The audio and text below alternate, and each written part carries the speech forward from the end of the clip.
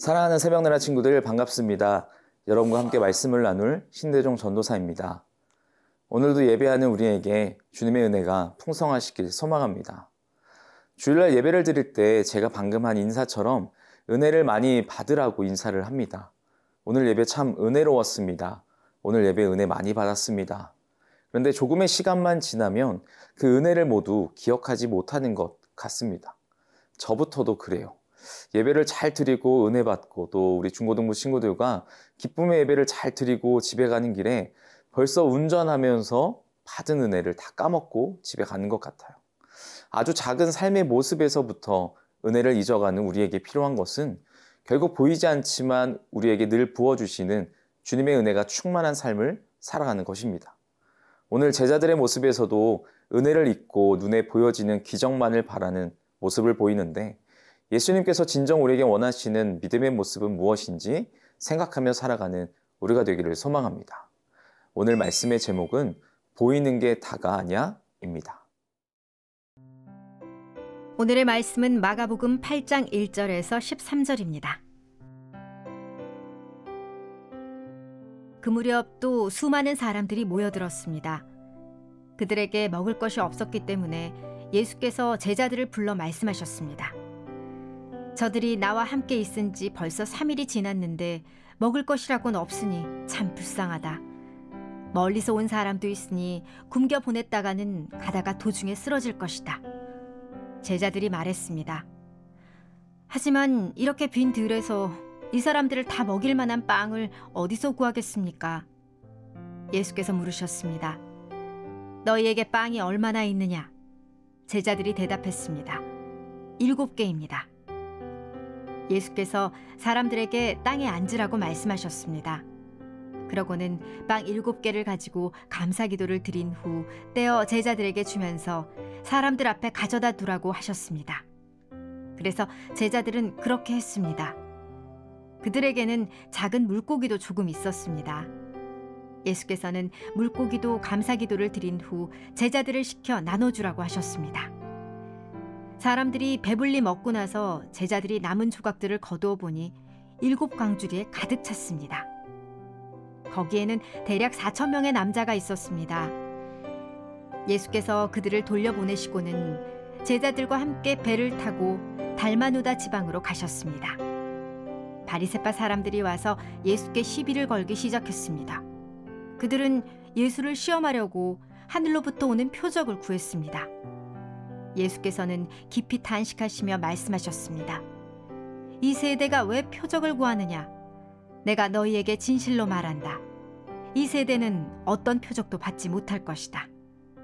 그러고 나서 예수께서는 바리새파 사람들을 떠나 다시 배를 타고 호수 건너편으로 가셨습니다. 오병이어라는 큰 기적을 경험했음에도 제자들은 여전히 은혜를 잊은 모습을 보여주고 있습니다. 우리 함께 본문 4절과 5절 말씀을 보겠습니다. 제자들이 말했습니다. 하지만 이렇게 빈 들에서 이 사람들을 다 먹일 만한 빵을 어디서 구하겠습니까? 예수께서 물으셨습니다. 너희에게 빵이 얼마나 있느냐? 제자들이 대답했습니다. 7개입니다. 예수님을 따라 또 큰 무리가 모였습니다. 그런데 이번에도 먹을 것이 턱없이 부족했죠. 예수님께서 먼저 걱정을 하십니다. 나와 함께 있은 지 3일이 지났는데 먹을 것이 없다라며 걱정하십니다.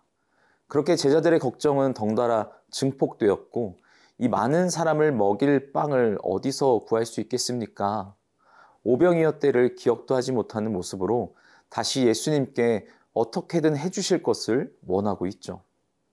그렇게 이들에게 있던 7개의 빵과 작은 물고기 조금을 나누기 위해 먼저 감사기도를 드리신 후 모두 자리에 앉아 나눠주고 먹게 했습니다. 오병이어 때 그랬던 것처럼 4,000명이 넘는 사람들이 모여 있었지만 모두가 배불리 먹고 7광주리가 남게 되었어요.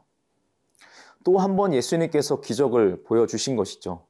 오병이어를 경험했음에도 주님의 권능을 잊어버린 제자들에게 말이죠. 그렇게 다시 많은 사람들을 배불리 먹이시고 7광주리가 남게 넉넉한 은혜를 베푸셨습니다. 큰 기적을 행하셨지만 다른 한편으로는 참 제자들은 여전히 무지와 불신앙의 모습을 보여주고 있죠. 이들을 통해 알 수 있는 것은 단지 기적을 체험하는 것으로는 믿음이 자랄 수 없다는 것을 알 수 있어요. 믿음은 하나님을 신뢰하는 가운데 말씀을 묵상하고 순종할 때 자라나게 됨을 다시 우리는 기억해야 합니다. 사랑하는 새벽나라 친구 여러분, 수많은 기적을 경험했지만 제대로 믿음의 반응을 보이지 못하는 제자들의 모습을 보게 됩니다. 기적을 체험했다고 믿음이 자라나는 것은 아닙니다. 우리 삶에 하나님을 신뢰하며 말씀 앞에 순종함으로 거룩한 삶을 살아갈 때 우리의 믿음은 견고하게 굳건한 믿음으로 자라나게 될 것입니다. 오직 주의 말씀에 순종함으로 굳건한 믿음으로 살아가는 우리가 되기를 소망합니다.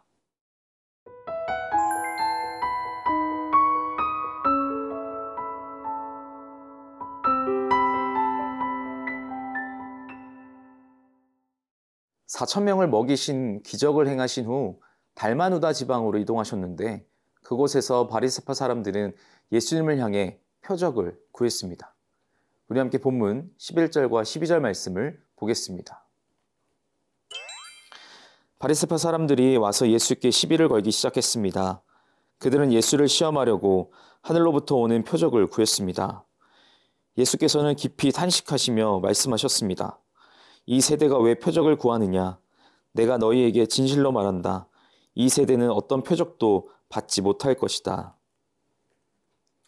예수님과 제자들은 배를 타고 달마누다라는 곳에 도착했습니다.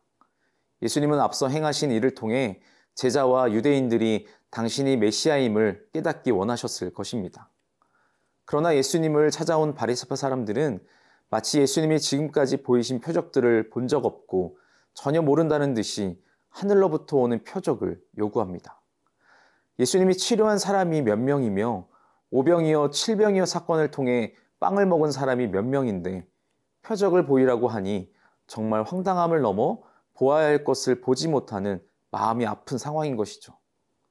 예수님은 깊이 탄식하시며 표적을 보이지 않겠다 말씀하시고 그 자리를 떠나십니다. 이처럼 완악한 자들은 아무리 많은 표적과 은혜를 보고 경험해도 눈이 있어도 보지 못하는 상황에 머물게 되는 것입니다. 어쩌면 우리가 제자들과 바리새파 사람들과 같은 상태에 머물러 있지는 않는지 모른다는 삶의 점검이 필요하죠. 많은 경험을 했으면서도 그 의미를 파악조차 하지 못하고 기억조차 하지 못하는 모습을 볼 때 우리는 어떤지 돌아봐야 합니다. 날마다 부어주시는 은혜를 잊은 채 정말 기억에 남을 만한 인생의 빅 이벤트와 같은 큰 은혜만을 바라는 믿음을 보이고 있지는 않는지, 이 믿음은 결국 바리새파 사람들이 예수님께 표적을 구하는 것과 별반 다르지 않을 것입니다.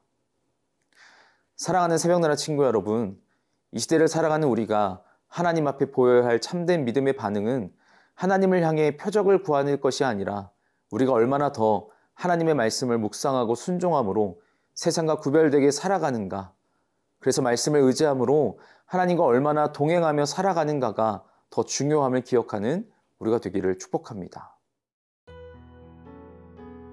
사랑의 하나님, 날마다 우리 인생에 부어주시는 주님의 크신 은혜를 기억함으로 하나님께 감사하며 말씀에 순종하는 구별된 삶을 사는 우리가 되게 하여 주옵소서. 감사합니다. 예수님의 이름으로 기도합니다. 아멘.